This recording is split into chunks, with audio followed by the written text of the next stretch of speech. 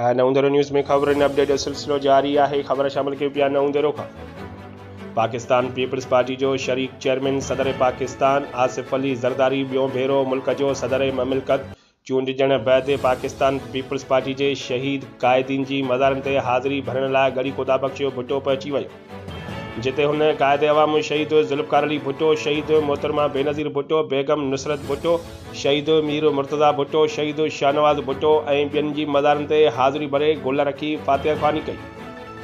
सदर पाकिस्तान आसिफ अली ज़रदारी मुल्क की तरक्की, खुशहाली ऐं कामयाबीअ लाइ दुआ घुरी।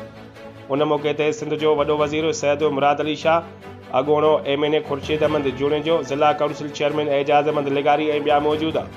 सदर पाकिस्तान की गड़ी ख़ुदाबख़्श भुट्टो आमद खां अॻु शहीदनि जी मज़ार के आम माण्हुनि खां ख़ाली करे सिक्योरिटी जा इंतज़ाम सख़्त किया विया।